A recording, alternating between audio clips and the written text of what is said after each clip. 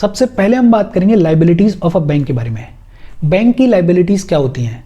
बहुत simple language में अगर बोलें तो बैंक्स के पास में डिपॉजिट के तौर पे जो भी पैसा आता है वो फॉर्म करता है बैंक्स की लाइबिलिटीज को। बहुत सिंपल, बैंक्स के पास में डिपॉजिट के तौर पे जो भी पैसा आता है वो फॉर्म करता है बैंक की लाइबिलिटीज को। फॉर एग्जाम्पल, आपने मैंने जो भी पैसा बैंक में डिपॉजिट करवाया हुआ है वो फॉर्म करता है बैंक की लाइबिलिटी को। क्यों फॉर्म करता है? बिकॉज इस पैसे को हम किसी ना किसी पॉइंट ऑफ टाइम पे विड्रॉ करने वाले हैं, निकालने वाले हैं। तो बहुत simple, the money received by the banks in the form of deposits forms their liabilities. और ये जो बैंक की लाइबिलिटीज होती हैं इनको 3 कैटेगरीज में डिवाइड करके देखा जा सकता है। कौन कौन सी 3 कैटेगरीज में? एक होती है डिमांड लाइबिलिटीज। डिमांड लाइबिलिटीज नाम से ही क्लियर है, ऑन डिमांड जिस पैसे को निकाला जा सकता है, ऑन डिमांड जिस पैसे को विड्रॉ किया जा सकता है वो फॉर्म करता है बैंक की डिमांड लाइबिलिटीज को। फॉर एग्जाम्पल, आपके करंट बैंक अकाउंट में जो भी पैसा है आप उसे किसी भी पॉइंट ऑफ टाइम पे निकाल सकते हो। तो ये जो करंट बैंक अकाउंट में डिपॉजिट्स होते हैं ये फॉर्म करते हैं बैंक्स की डिमांड लाइबिलिटीज को। या फिर सेविंग्स बैंक अकाउंट में जो डिमांड लाइबिलिटीज वाला पोर्शन है, सेविंग्स बैंक अकाउंट से जिस पैसे को ऑन डिमांड निकाला जा सकता है वो भी फॉर्म करता है बैंक की डिमांड लाइबिलिटीज को। या फिर margins held against letters of credit या फिर गारंटी। अभी लेटर्स ऑफ क्रेडिट क्या होता है? अगर बहुत सिंपल लैंग्वेज में बोले तो इसको यूजुअली जनरली यूज किया जाता है फॉरेन ट्रेड में। फॉर एग्जाम्पल, मान लेते हैं कि कोई फॉरेन कंपनी है, इस फॉरेन कंपनी से मुझे 200 करोड़ रुपए का माल खरीदना है। मैं इस फॉरेन कंपनी को क्या कह रहा हूं कि 200 करोड़ रुपए का माल आप इंडिया भेज दो, मेरे पास भेज दो, और जैसे ही माल मेरे पास में आएगा मैं आपको 200 करोड़ रुपए का पेमेंट कर दूंगा। लेकिन ये जो फॉरेन कंपनी है इसको मेरे पे भरोसा नहीं है, इसको इंडिविजुअल पे भरोसा नहीं है। तो सॉल्यूशन क्या है? मैं जाऊंगा अपने बैंक और बैंक को बोलूंगा कि 200 करोड़ रुपए का लेटर ऑफ क्रेडिट बना दो। ये लेटर ऑफ क्रेडिट क्या है? ये बेसिकली एक पन्ना है जिस पे बैंक गारंटी दे रहा है। बैंक ये कह रहा है कि ये जो इंसान है ये इस तारीख तक आपको 200 करोड़ रुपए का पेमेंट कर देगा, और अगर ये इंसान पेमेंट नहीं कर पाया, फेल हो गया किसी भी रीजन की वजह से पे करने में, तो हम गारंटी दे रहे हैं, बैंक गारंटी दे रहा है कि बैंक आपको पे करेगा, कोई दिक्कत नहीं आएगी। ये जो लेटर ऑफ क्रेडिट है इसको मैं लेके जाऊंगा और इस फॉरेन कंपनी को दे दूंगा। अब इस फॉरेन कंपनी को कोई दिक्कत नहीं है, अब ये 200 करोड़ रुपए का माल इंडिया भेज देगी, इसको कोई परेशानी नहीं है। बिकॉज इंडिविजुअल अगर फेल हो भी जाएगा, इंडिविजुअल अगर धोखा दे भी देगा, तो इस कंपनी के पास में अब लेटर ऑफ क्रेडिट है, इस कंपनी के पास में अब बैंक की गारंटी है। बट ये जो लेटर ऑफ क्रेडिट बैंक ने मुझे इशू किया, ये ऐसे ही तो इशू कर नहीं दिया होगा, पूरा वेरीफाई किया होगा, देखा होगा कि मेरी फाइनेंशियल सिचुएशन ठीक है भी या नहीं। इसके ऊपर बैंक मेरे से कुछ चार्ज भी लेगा, और इसके अलावा बैंक इस लेटर ऑफ क्रेडिट को बनाने के लिए मार्जिन के तौर पे भी कुछ पैसा लेता है। चार्ज जो लेना है वो तो लेता ही है, लेकिन मार्जिन के तौर पे भी कुछ पैसा लेता है। मार्जिन, या समझने के लिए कहें कि सिक्योरिटी के तौर पे भी कुछ पैसा लेता है। और इस मार्जिन के पैसे का होता क्या है? देखो, जैसे ही ये ट्रांजैक्शन कंप्लीट हो जाएगा, जैसे ही मैं 200 करोड़ रुपए पे कर दूंगा, तो ये जो मार्जिन के तौर पे पैसा लिया गया था इसको मैं किसी भी पॉइंट ऑफ टाइम पे निकाल सकता हूं, विड्रॉ कर सकता हूं, बैंक मुझे वापस कर देगा। अब किसी भी पॉइंट ऑफ टाइम पे निकाल सकता हूं तो ये कैसी लाइबिलिटी में आ जाएगा? डिमांड लाइबिलिटी में आ जाएगा। या फिर डिमांड ड्राफ्ट्स, फीस वगैरह के लिए आपने डीडी बनवाया ही होगा, तो ये जो डिमांड ड्राफ्ट होता है ये भी बैंक की डिमांड लाइबिलिटीज का हिस्सा होता है। बैलेंस इन दी ओवरड्यू फिक्स्ड डिपॉजिट्स, आपने एफडी करवाई 5 साल की मान लेते हैं, और वो एफडी मैच्योर हो गई, टाइम पीरियड पूरा हो गया, तो अब ये जो पैसा पड़ा हुआ है इस अकाउंट में, इस पैसे को मैं किसी भी पॉइंट ऑफ टाइम पे निकाल सकता हूं, विड्रॉ कर सकता हूं। तो ये भी किसका हिस्सा है? डिमांड लाइबिलिटी का। रिकरिंग डिपॉजिट्स, रिकरिंग डिपॉजिट्स का मतलब क्या होता है? इसको जनरली यूज किया जाता है छोटे वेंडर्स के लिए, जैसे सब्जी वाला है कोई, अब इस बेचारे के पास में इतना पैसा नहीं है कि ये एक साथ 10 लाख रुपए अपने बैंक अकाउंट में जमा करा दे, तो इनके लिए कई सारी स्कीम्स चलती हैं। अब ये सब्जी वाला क्या बोल रहा है कि साहब मैं तो हर 15 दिन में आपको 1000 रुपए डिपॉजिट करवाऊंगा, हर 15 दिन में 1000 रुपए डिपॉजिट करवा रहे ये आदमी, और बैंक इसको क्या बोल रहा है कि आप डिपॉजिट करवाते रहो, पैसा आता रहेगा, जब भी आपको जितने की जरूरत हो आप निकाल सकते हो, कोई दिक्कत वाली बात नहीं है। तो ये हो जाएगी कैसे, डिमांड लायबिलिटी।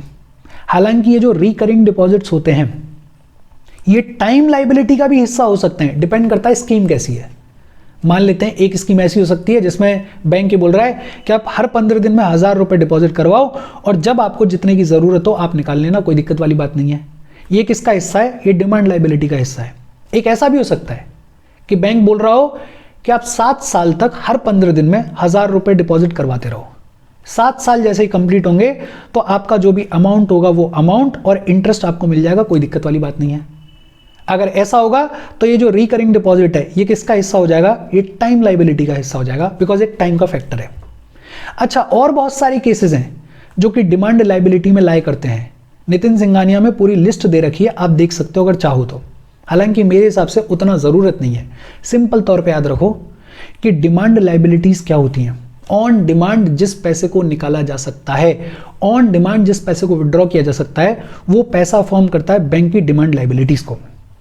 दूसरी लायबिलिटीज होती हैं टाइम लायबिलिटीज, और ये भी नाम से क्लियर है, एक स्पेसिफिक पीरियड ऑफ टाइम के बाद ही जिस पैसे को निकाला जा सकता है वो फॉर्म करता है टाइम लायबिलिटीज को। फॉर एग्जाम्पल फिक्स्ड डिपॉजिट्स, आपने एफडी करवाई 5 साल की 7 साल की, अब जब तक आपकी एफडी मैच्योर नहीं होगी, जब तक वो टाइम पीरियड पूरा नहीं होगा, तब तक आप इस पैसे को नहीं निकाल सकते हो। और अगर निकालोगे पहले तो पूरा पैसा नहीं मिलेगा, कुछ पैसा पेनल्टी के तौर पे काट लिया जाएगा।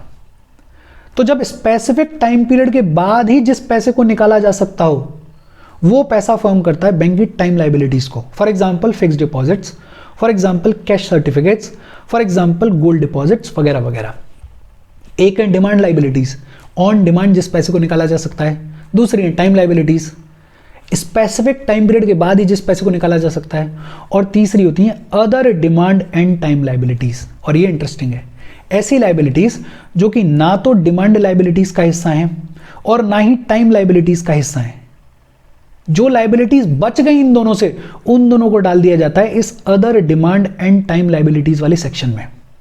जैसे interest occurred on deposits, deposits के ऊपर आपको जो इंटरेस्ट मिलता है वो किसका हिस्सा होता है, वो other demand and time liabilities का हिस्सा होता है। या फिर अनपेड डिविडेंड, डिविडेंड या फिर प्रॉफिट जो कि अभी तक पे नहीं किया गया है, वो किसका हिस्सा होता है, वो भी other demand and time liabilities का हिस्सा होता है।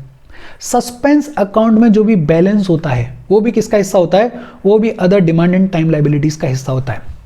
देखो, हमें पीएचडी नहीं करनी है, एक एक शब्द को समझने की जरूरत नहीं है, जितना जरूरी है यूपीएससी के पॉइंट ऑफ व्यू से उतना याद रखो। एक तो ये याद रखो कि लायबिलिटीज ऑफ अ बैंक क्या होती हैं। बैंक के पास में डिपॉजिट के तौर पर जो भी पैसा आता है वो फॉर्म करता है बैंक की लायबिलिटीज को।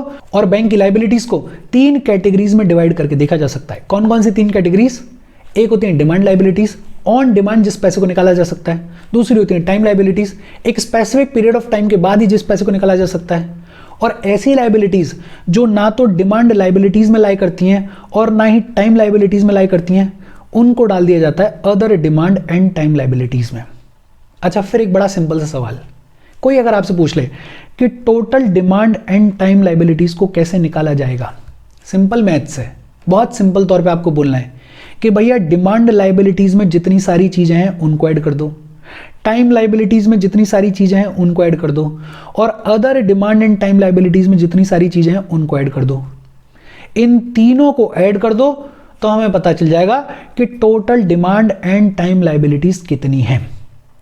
अच्छा, बैंक की लायबिलिटीज तो होती हैं, लेकिन बैंक के पास में अपनी एसेट्स भी होती हैं।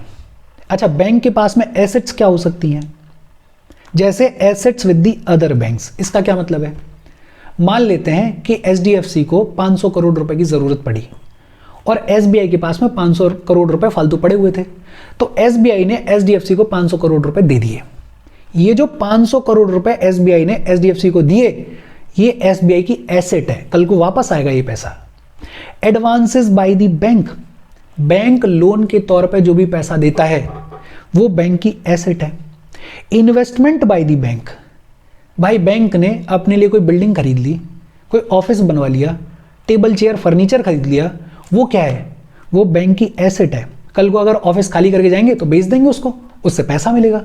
तो ये क्या है, इन्वेस्टमेंट बाय द बैंक, ये भी एसेट है बैंक की। Money at call and short notice. बड़े सारे फाइनेंशियल इंस्टीट्यूशंस हैं, इनको रातों रात पैसे की अगर जरूरत पड़ रही है, 1 दिन के लिए, 2 दिन के लिए, 5 दिन के लिए, तो ये बैंक से पैसा लेते हैं। लेकिन अगर शॉर्ट नोटिस पे आपको पैसा दे रहा है बैंक, तो आपको कम इंटरेस्ट पे देगा या ज्यादा पे देगा? बट ऑब्वियसली बात है कि ज्यादा पे देगा। तो ये जो कॉल एंड शॉर्ट नोटिस के थ्रू पैसा जनरेट करता है बैंक, वो भी क्या है? बैंक की एसेट है। अब एसेट्स ऑफ बैंक के बारे में बात करने के पीछे रीजन क्या है? देखो, एक तो हमने देखा कि total demand and time liabilities को कैसे निकाला जाएगा, इन सब को ऐड कर दो, डिमांड लायबिलिटीज, टाइम लायबिलिटीज और other demand and time liabilities को ऐड कर दो, तो हमें मिल जाता है total demand and time liabilities. अगर कोई आपसे पूछ ले कि net demand and time liabilities कितनी है, नेट लायबिलिटीज कितनी है, तो कैसे निकालोगे? बड़ा सिंपल, जितनी भी टोटल लायबिलिटीज हैं उनमें से एसेट्स ऑफ द बैंक्स को माइनस कर दो। जितनी भी टोटल लायबिलिटीज हैं उनमें से assets of the banks with the other banks को माइनस कर दो, तो हमें मिल जाता है net demand and time liabilities. इसमें कोई रॉकेट साइंस नहीं है, सिंपल मैथ्स है। होपफुली आपको ये समझ में आया होगा, इजी सी चीज है। अच्छा, 2-3 सिंपल चीजें और हैं। करेंसी नोट्स की प्रिंटिंग और कॉइन्स की मिंटिंग कहां पे होती है? करेंसी नोट्स की प्रिंटिंग की अगर बात करें तो हमारे कंट्री में 4 प्रेस हैं। एक है नासिक महाराष्ट्र में, दूसरी है देवास मध्य प्रदेश में। ये जो नासिक में प्रेस है और देवास में प्रेस है, इसको ओन करती है गवर्नमेंट ऑफ इंडिया। और 2 कहां पर है? एक है मैसूर कर्नाटका में, इससे पिछले वाले सेशन में अपन ने पढ़ा है, और एक है सलवोनी वेस्ट बंगाल में। इन दोनों को ओन करता है आरबीआई। नासिक और देवास वाली जो प्रेस है करेंसी नोट्स को प्रिंट करने वाली, उसको ओन करती है गवर्नमेंट ऑफ इंडिया, और मैसूर और सलवोनी वाली जो प्रेस है उसको ओन करता है आरबीआई। और अगर कॉइन्स की बात की जाए तो कॉइन्स को 4 जगह पे मिंट किया जाता है, और ये जो चारों जगह हैं जहां पे कॉइन्स को मिंट किया जाता है उनको ओन कौन करता है? Government of India. बिकॉज हमने पढ़ा हुआ है कि कॉइन्स को मिंट करने का और इश्यू करने का काम किसका है? गवर्नमेंट ऑफ इंडिया का है। कौन सी 4 जगह पे कॉइन्स को मिंट किया जाता है? मुंबई, हैदराबाद, कैलकाटा, नोएडा। बेसिक जानकारी है, थोड़ा सा दिमाग में लिखो रखो और कहीं पे लिख लो, ताकि अगर कभी पूछ लिया जाए तो आपको पता हो। एक फैक्ट देख लेते हैं। देखो, इससे पिछले वाले सेशन में हमने बात की थी कि 5 सब्सिडरीज हैं आरबीआई की। कितनी सब्सिडरीज हैं? 5 सब्सिडरीज हैं, जिनको आरबीआई पूरी तरीके से ओन करता है, कंट्रोल करता है।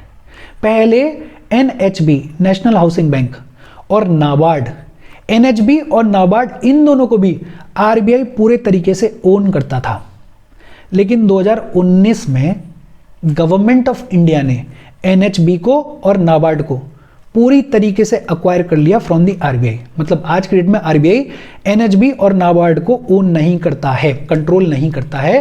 पहले पूरी तरीके से ओन करता था, लेकिन 2019 में गवर्नमेंट ऑफ इंडिया ने एनएचबी को और नाबार्ड को आरबीआई से अक्वायर कर लिया। और इसके पीछे बैकग्राउंड में स्टोरी क्या है? 1991 में एक कमेटी बनाई गई थी, नरसिम्हम कमेटी। इस कमेटी के बारे में अपन आगे चलते हुए पढ़ेंगे। ये जो कमेटी है, इस कमेटी ने कहा था कि भाई आरबीआई का काम रेगुलेटर का है। आरबीआई फाइनेंशियल फर्म्स को ओन नहीं कर सकता है, रेगुलेट कर सकता है लेकिन उनको ओन नहीं कर सकता है। और ये जो एनएचबी है और ये जो नाबार्ड है, ये एक तरीके की फाइनेंशियल फर्म्स हैं। तो इस कमेटी की रिकमेंडेशंस को ध्यान में रखते हुए 2019 में सरकार ने ये जो एनएचबी है और ये जो नाबार्ड है, इसको पूरी तरीके से एक्वायर कर लिया फ्रॉम दी आरबीआई। बेसिक जानकारी है, इसको भी दिमाग में रखो। देखो, अब तक हमने बात की सिंपल, इसमें कोई रॉकेट साइंस नहीं है। ये ऐसी चीजें हैं जो कि ऑटोमेटिक आपको पता होनी चाहिए। अगर आपके सामने आ भी जाए तो आपको पता होना चाहिए कि यार हाँ, यही तो कहानी है, इसमें क्या नया है। हम आगे बढ़ें उससे पहले वीडियो पे लाइक के बटन को दबा दो। लाइक दबाना जरूरी है, बिकॉज यूट्यूब ऐसे ही फंक्शन करता है। जब आप वीडियो पे लाइक के बटन को दबाते हो तो यूट्यूब वीडियो को कंसिडर करता है और थोड़ा सा पुश कर देता है। तो लाइक का बटन दबा दो, ये तो दबा ही दिया करो। शेयर कर दो अपने सोशल मीडिया हैंडल्स पे, व्हाट्सएप वगैरह पे अपने फ्रेंड्स को, जो भी लोग इसमें इंटरेस्टेड हैं, इससे रिलेटेड पढ़ाई कर रहे हैं, उनको शेयर कर दो और चैनल को सब्सक्राइब कर लो। अच्छा, अब आता है important topic, monetary policy in India. देखो, 2 टर्म्स आपने आमतौर पे सुने होंगे, एक होती है फिस्कल पॉलिसी और दूसरी होती है मॉनेटरी पॉलिसी। मनी सप्लाई को रेगुलेट करने के लिए गवर्नमेंट के पास में जो टूल्स होते हैं वो होते हैं फिस्कल पॉलिसी का हिस्सा, और आरबीआई के पास में मनी सप्लाई को रेगुलेट करने के लिए जो टूल्स होते हैं वो फॉर्म करते हैं मॉनेटरी पॉलिसी को। बहुत सिंपल, मनी सप्लाई को कम या ज्यादा करने के लिए, मनी सप्लाई को रेगुलेट करने के लिए आरबीआई के पास में, या ये कहें कि सेंट्रल बैंक के पास में जो टूल्स होते हैं वो फॉर्म करते हैं मॉनेटरी पॉलिसी को। और जब अगर बात की जाए मॉनेटरी पॉलिसी के टूल्स के बारे में जो कि सेंट्रल बैंक के पास में है, जो कि आरबीआई के पास में है, to regulate supply of money, तो इनको दो सेक्शंस में डिवाइड करके देखा जा सकता है, दो कैटेगरीज में डिवाइड करके देखा जा सकता है। कुछ ऐसे टूल्स हैं जो कि क्वांटिटेटिव हैं और कुछ ऐसे टूल्स हैं जो कि क्वालिटेटिव हैं। कुछ ऐसे टूल्स हैं जो कि क्वांटिटेटिव हैं और कुछ ऐसे हैं जो कि क्वालिटेटिव हैं। अगर बात की जाए क्वांटिटेटिव इंस्ट्रूमेंट्स के बारे में, तो क्वांटिटेटिव इंस्ट्रूमेंट्स में एक होती है बैंक रेट। क्या होती है? Bank rate. दूसरे होते हैं लिक्विडिटी एडजस्टमेंट फैसिलिटी। क्या होता है? Liquidity adjustment facility. तीसरा टूल है ओपन मार्केट ऑपरेशंस और चौथा टूल है रिजर्व रिक्वायरमेंट्स। देखो, मॉनेटरी पॉलिसी का मतलब क्या है? अगर सरल लैंग्वेज बोलें तो मनी सप्लाई को रेगुलेट करने के लिए आरबीआई के पास में या सेंट्रल बैंक के पास में जो टूल्स होते हैं वो फॉर्म करते हैं मॉनेटरी पॉलिसी को। और ये जो टूल्स होते हैं इनको दो कैटेगरीज में डिवाइड करके देखा जा सकता है। एक होते हैं क्वांटिटेटिव इंस्ट्रूमेंट्स और दूसरे होते हैं क्वालिटेटिव इंस्ट्रूमेंट्स। क्वांटिटेटिव इंस्ट्रूमेंट्स की अगर बात करें तो इसमें एक होती है बैंक रेट, दूसरे होते हैं लिक्विडिटी एडजस्टमेंट फैसिलिटीज, तीसरा ओपन मार्केट ऑपरेशंस और चौथा रिजर्व रिक्वायरमेंट्स। ये जो लिक्विडिटी एडजस्टमेंट फैसिलिटी है इसमें तीन चार चीजें हैं। एक होती है रेपो रेट, आपने सुना होगा इसके बारे में। एक होती है रिवर्स रेपो रेट, एक मार्जिनल स्टैंडिंग फैसिलिटी होती है और एक स्टैंडिंग डिपॉजिट फैसिलिटी होती है। और ये जो रिजर्व रिक्वायरमेंट्स होती हैं इसमें दो चीजें होती हैं। एक होता है कैश रिजर्व रेशियो CRR और दूसरा होता है statutory liquidity ratio SLR। Reserve requirements की अगर बात करें तो एक होता है CRR कैश रिजर्व रेशियो और दूसरा होता है SLR स्टैट्यूटरी लिक्विडिटी रेशियो। और लिक्विडिटी एडजस्टमेंट फैसिलिटी की अगर बात करें तो इसमें चार चीजें हैं: repo rate, reverse repo rate, marginal standing facility and standing deposit facility. देखो फिर दोबारा से देख लेते हैं। मनी सप्लाई को रेगुलेट करने के लिए आरबीआई के पास में जो टूल्स होते हैं, सेंट्रल बैंक के पास में जो टूल्स होते हैं वो फॉर्म करते हैं मॉनेटरी पॉलिसी को। और ये जो टूल्स हैं इनको दो कैटेगरीज में डिवाइड करके देखा जा सकता है। एक होते हैं क्वांटिटेटिव इंस्ट्रूमेंट्स और दूसरे होते हैं क्वालिटेटिव इंस्ट्रूमेंट्स। क्वांटिटेटिव इंस्ट्रूमेंट्स की अगर बात करें तो एक होती है बैंक रेट, दूसरे होते हैं लिक्विडिटी एडजस्टमेंट फैसिलिटीज। इसमें चार चीजें हैं: repo rate, reverse repo rate, marginal standing facility, standing deposit facility. तीसरा जो क्वांटिटेटिव इंस्ट्रूमेंट है वो क्या है? Open market operations. और चौथा रिजर्व रिक्वायरमेंट्स। रिजर्व रिक्वायरमेंट्स में भी दो चीजें हैं: cash reserve ratio CRR and statutory liquidity ratio SLR। आज के सेशन में एक तो हम बैंक रेट के बारे में बात करेंगे और दूसरा हम ओपन मार्केट ऑपरेशंस के बारे में बात करेंगे। देखो सबसे पहले देखते हैं कि बैंक रेट क्या होता है। बैंक रेट क्या होता है? बहुत सिंपल लैंग्वेज में अगर बोलें तो the rate at which banks borrow long term loans from the RBI. Banks RBI से जो लोन्स लेते हैं उस लोन के ऊपर जो इंटरेस्ट रेट चार्ज किया जाता है उसे कहा जाता है बैंक रेट। या फिर दूसरी भाषा में कहें तो आरबीआई लोन के तौर पर बैंक्स को जो पैसा देता है उस लोन के ऊपर, उस पैसे के ऊपर आरबीआई जो इंटरेस्ट रेट चार्ज करता है बैंक से उसको कहा जाता है बैंक रेट। और बैंक से जो लोन लेते हैं आरबीआई से, इसके बदले में बैंक्स आरबीआई को ना तो कोई कोलेट्रल देते और ना ही कोई सिक्योरिटी देते। सिंपल लैंग्वेज में बोले तो बैंक्स आरबीआई के पास में किसी भी चीज को गिरवी नहीं रखते हैं इस लोन के बदले। बैंक रेट क्या होती है? आरबीआई बैंक्स को लोन के तौर पर जो भी पैसा देता है, इस लोन पे जो इंटरेस्ट रेट चार्ज किया जाता है उसे कहा जाता है बैंक रेट। और अब देखो कि ये जो बैंक रेट है ये किस तरीके से मनी सप्लाई को इन्फ्लुएंस करती है। देखो सपोज करो आरबीआई बैंक्स को ये बोल रहा है कि भैया बैंक रेट है सिर्फ 2%, आप मेरे से लोन के तौर पे पैसा लेके जाओ और सिर्फ 2% का बैंक रेट आपसे चार्ज किया जाएगा। बैंक्स भाग के आएंगे क्या सिर्फ 2% है, ले लो, कोई दिक्कत वाली बात नहीं है। लेकिन सडनली आरबीआई बोल दे कि अब बैंक रेट हो गया है, मान लेते हैं 15%। अब अगर 15% बैंक रेट कर दिया जाएगा तो बैंक्स आरबीआई से कम लोन लेंगे या ज्यादा लेंगे? बट ऑब्वियस सी बात है, कम लोन लेंगे। और अगर कम लोन लेंगे तो बैंक्स के पास में कम पैसा होगा या ज्यादा पैसा होगा? कम पैसा होगा। और अगर बैंक्स के पास में कम पैसा होगा तो आगे जो बैंक्स लोन के तौर पे पैसा देंगे मेरे जैसे आपके जैसे लोगों को, वो कम दे पाएंगे या ज़्यादा दे पाएंगे? बट ऑब्वियस सी बात है कम दे पाएंगे। और कम अगर पैसा दे पाएंगे तो मनी सप्लाई कम होगी या ज़्यादा होगी? बट ऑब्वियस सी बात है कम हो जाएगी। तो अगर बैंक रेट बढ़ा दिया गया तो मनी सप्लाई कम हो जाएगी। अगर बैंक रेट को कम कर दिया गया तो जो मनी सप्लाई है वो अल्टीमेटली ज़्यादा हो जाएगी। होपफुली आपको मैकेनिज्म समझ में आ रहा होगा। लेकिन ये जो बैंक रेट है ये कोई बहुत कॉमन टूल नहीं है मॉनेटरी पॉलिसी का। आरबीआई मनी सप्लाई को इन्फ्लुएंस करने के लिए, रेगुलेट करने के लिए इस बैंक रेट वाले मैकेनिज्म को बहुत कम यूज करती है, बहुत ज्यादा यूज करती नहीं है। और ये जो बैंक रेट है इसको जनरली फिक्स रखा जाता है, इसको चेंज नहीं किया जाता है। आज की डेट में सिचुएशन क्या है कि ये जो बैंक रेट है इसको आरबीआई ने फिक्स किया हुआ है। कैसे फिक्स किया हुआ है? आरबीआई ने बोला हुआ है कि जो भी रेपो रेट होगी, अब रेपो रेट क्या होती है हम पढ़ेंगे इसके बारे में अगले ही सेशन में, लेकिन फिलहाल के लिए दिमाग में रखो कि बैंक रेट को आरबीआई ने फिक्स किया हुआ है। कैसे फिक्स किया हुआ है? आरबीआई ने बोला हुआ है कि जो भी रेपो रेट होगी उससे 0.25% ज्यादा होगी बैंक रेट, उससे 25 बेसिक पॉइंट्स ज्यादा होगी बैंक रेट। और दिसंबर 2024 में बैंक रेट कितनी थी? 6.75। और अगर 6.75% इज द बैंक रेट तो रेपो रेट कितनी हो जाएगी? रेपो रेट हो जाएगी 6.50%, बिकॉज हमने बोल ही दिया कि रेपो रेट से 0.25% ज्यादा होगी बैंक रेट, आरबीआई ने फिक्स किया हुआ है। बहुत सिंपल, बैंक रेट क्या होती है? The rate at which banks borrow long term loans from the RBI, उससे बुलाया जाता है बैंक रेट। अच्छा, मॉनेटरी सप्लाई को रेगुलेट करने का दूसरा टूल क्या है? Open market operations. Open market operations के बारे में कई बार हमने बात की हुई है। देखो, आरबीआई के पास में गवर्नमेंट सिक्योरिटीज होती हैं और आरबीआई इन गवर्नमेंट सिक्योरिटीज को ओपन मार्केट में पब्लिक को खरीदता भी है, बेचता भी है। गवर्नमेंट सिक्योरिटीज को आरबीआई ओपन मार्केट में बेचता भी है और खरीदता भी है। और गवर्नमेंट सिक्योरिटीज को खरीदने या बेचने की वजह से मनी सप्लाई कैसे इन्फ्लुएंस होती है? देखो, सपोज करो आरबीआई गवर्नमेंट सिक्योरिटीज को बेचने लग जाए। आरबीआई बोले कि मैं गवर्नमेंट सिक्योरिटीज को बेच रहा हूं। अब मान लेते हैं कोई गवर्नमेंट सिक्योरिटी है 400 करोड़ रुपए की। अच्छा, गवर्नमेंट सिक्योरिटी क्या होती है? सिंपल लैंग्वेज में अगर बोले तो एक तरीके का पन्ना है।